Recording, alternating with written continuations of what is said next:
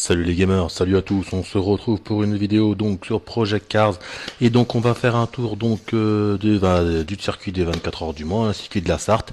Donc comme vous devez le savoir prochainement, donc je crois que c'est en juin, et il y a les 24 heures du Mans. Là je vais utiliser une voiture qui normalement, alors c'est une voiture qui a été créée et proposée par la communauté Project Cars, ceux qui ont mis de l'argent pour créer le jeu. Comme vous le savez, ce jeu a été fait par attendez, hop, je vais relancer quand même. Voilà. Donc ce jeu a été fait donc par la communauté. Donc c'est des gamers qui ont donné leur avis, qui ont donné des conseils, qui ont dit voilà, on voudrait un jeu comme ceci, comme cela. Et en plus, ils ont mis un petit peu d'argent. Et le cumul de tout ça a fait qu'ils ont pu créer un jeu. Donc sur à peu près 5 ans, je crois, qu'ils sont dessus. Ceux qui avaient créé donc Slightly Mad Studio, excusez-moi, mais là, parce quand vous voyez SMS, ça veut dire c'est le studio qui a fait le jeu. Et donc ils ont pris à peu près 5 ans pour faire le jeu, qui a été repoussé plusieurs fois. Dernièrement, je vous ai fait quelques vidéos, donc je vous ai montré les menus, je vous ai montré une course de carrière, je vous ai montré, je sais plus ce que je vous ai montré, oui, je ne sais plus. En tout cas, j'en ai fait 3-4 je crois. Et donc là, après une petite pause, après en 2 jours, là, j'ai joué, j'ai beaucoup joué, j'ai pas fait de vidéo, mais j'ai beaucoup joué. Je me suis dit, je vais vous faire une vidéo. Je laisse le son dans mes oreilles parce que voilà.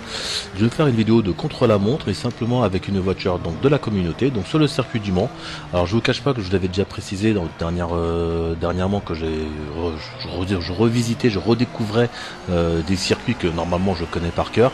Pourquoi? Parce que Project Cars ils ont vraiment poussé très loin comment dire la reconnaissance des circuits.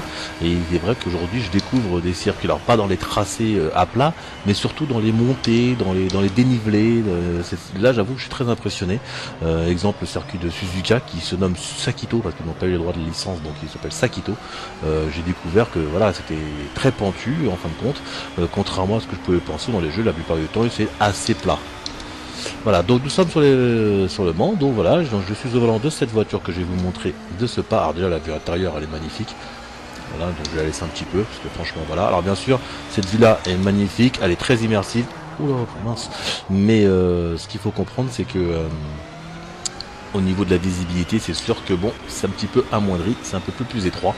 Donc bon, quand vous avez triple écran, peut-être que ça aide, mais quand on a un seul écran comme le mien, et ben c'est sûr que c'est pas la vue qu'on va garder le plus longtemps, bien que elle est vraiment, voilà, elle est vraiment belle. On s'y croirait avec l'écran pour la regarder derrière et tout, c'est top.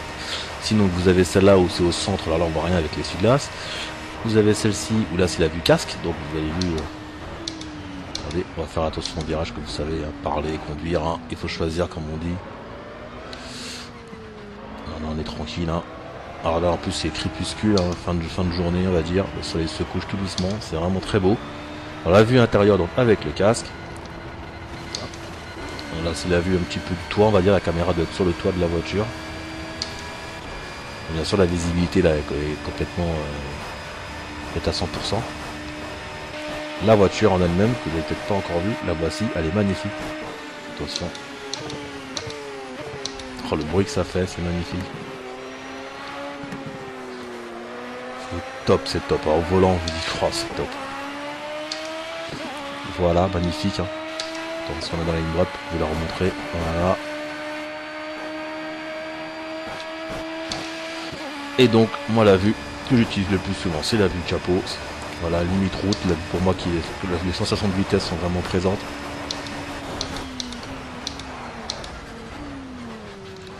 Voilà, donc là c'est le petit premier tour de chauffe qu'on fait dans contre-la-montre, ça met les pneus en température.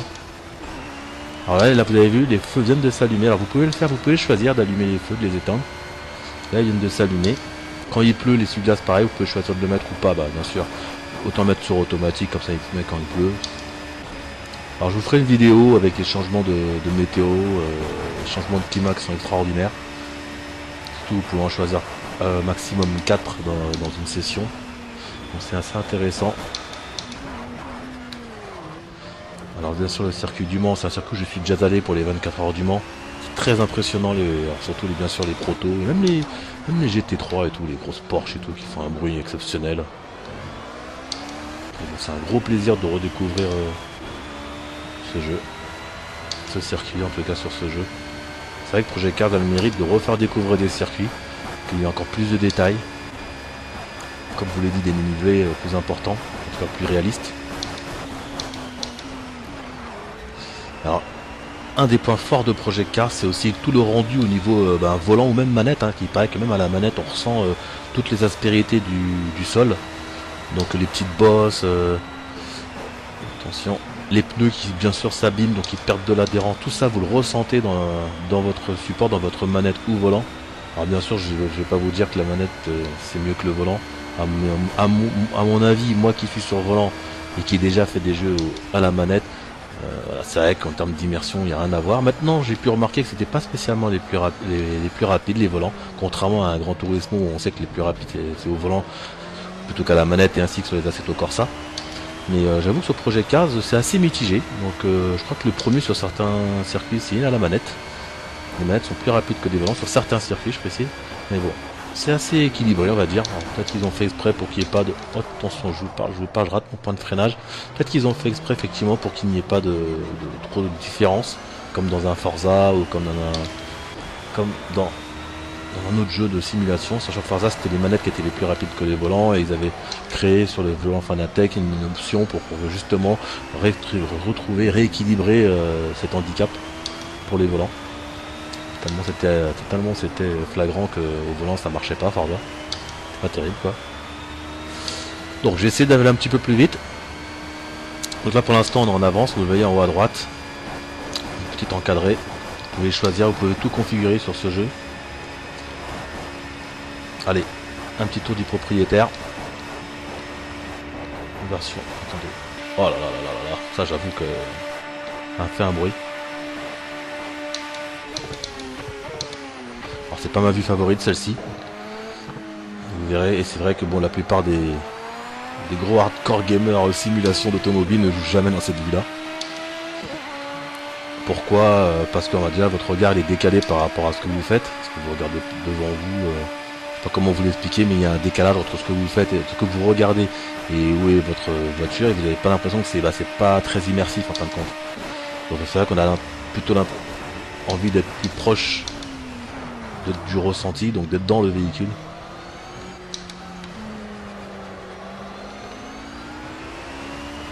Alors il va. Allez, un petit coup de intérieur. C'est la meilleure vue intérieure je trouve. Comme le casque, bon, comme il y a les effets du casque, des vitesses, etc. C'est moins, pour moi c'est moins pratique. Celle-là, en tout cas, dans les vues intérieures, c'est la mieux, c'est celle-ci pour moi. Attention, comme je vous l'ai dit, attention à la visibilité. Il faut bien connaître le circuit, là je vous le dis, là je passais beaucoup plus lentement que je serais passé si j'étais à l'extérieur. Ah, la caméra et tout arrière, petit carbone, tout ça. C'est vraiment un vrai délire ce jeu. Allez, on se retrouve dans ma vue favorite. Vraiment là vous arrivez à fond là, regardez. Ouf. Alors là, marche arrière. C'est bon, j'ai limité les dégâts, on peut le dire. Je suis arrivé à donf, je vous disais, je suis vraiment arrivé fort dans le virage. Je sais que je peux le faire, mais il faut que je freine un tout petit peu plus tôt, bien sûr. J'ai pas cassé la voiture. Donc l'équipe est plutôt satisfaite de ce qui s'est passé. Que j'ai protégé la voiture. Donc là, effectivement, ça va être plus dur de faire un temps. Bien que j'étais pas mal, hein. Que vous dire d'autre sur ce jeu?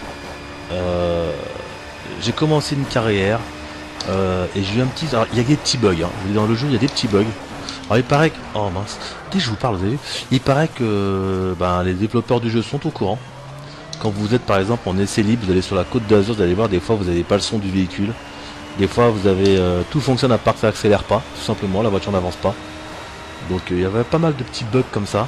Moi j'ai eu les petits bugs où le volant d'un coup était complètement déréglé. J'avais plus de retour de force correct. Alors ça j'ai trouvé ça un peu bizarre. Mais moi ce que j'ai fait, alors il faut revenir dans les réglages. Il faut mettre par défaut surtout. Moi j'avais effacé même ma sauvegarde directement pour commencer. Parce que ça m'avait saoulé comme j'avais pas fait grand chose encore.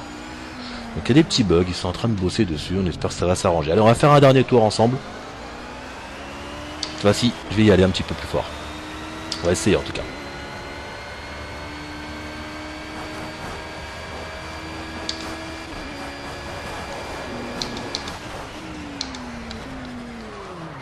vous mettrai sûrement, s'il y a du temps, le ralenti juste après la rediffusion. Ça va être joli. C'est clair que la vue comme ça, c'est pas la plus belle pour regarder.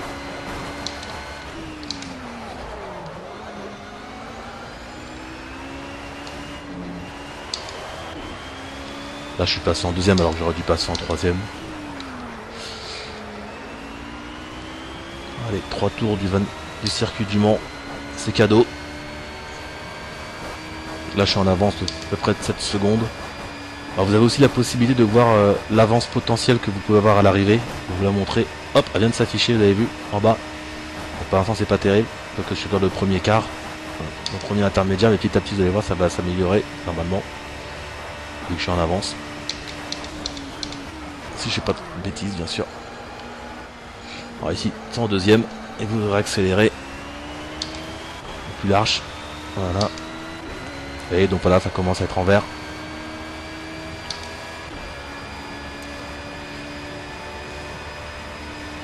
Alors j'avoue qu'à ce niveau-là, au niveau du détail, des chronos, tout ce qui est télémétrie, tout ça, c'est vraiment top. On va se mettre du bon côté pour le prochain virage. Je vais peut-être me freiner un petit peu tôt là. Allez, c'est reparti. C'est la ligne droite des Nevières. Oula, j'ai raté une vitesse. Alors je suis au volant. F1 Wheel. Trustmaster 300S, maintenant vous le connaissez, je vous ai fait une petite vidéo, je vous avais montré. Je l'enlève même plus, parce que franchement j'ai l'autre volant, le volant normal. Attendez, petite difficulté. Oh là là là là là là là, voilà. Et j'enlève même plus parce que déjà vraiment la flemme de l'enlever pour remettre un autre par rapport à la voiture, mais franchement celui-ci il a un grip dans les mains qui est exceptionnel. Je le tiens trop bien, donc même pas j'ai envie de changer. Alors bien sûr c'est vrai que quand je vais rouler avec une Clio ça va faire bizarre d'avoir ce volant, mais bon. Une question de praticité aussi. Et franchement j'ai au niveau du grip, voilà, c'est exactement, il est fait pour mes mains quoi.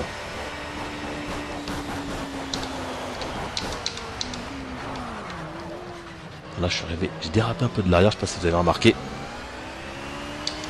Là c'est pas mal ce que je fais. Oula, voilà, j'ai un peu raté. Il est très dur ce virage, parce qu'on a l'impression qu'on peut le prendre assez facilement. Et en fin de compte pas du tout, parce qu'il est vraiment en angle droit.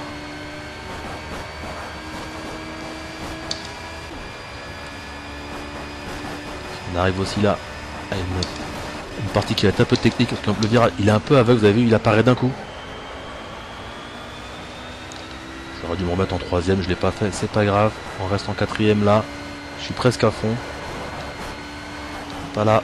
On désaccélère, on fait tourner la voiture et on accélère. J'ai tout fait en quatrième. Mieux vaut avoir un rapport trop haut que trop bas pour gagner du temps. Attention le freinage.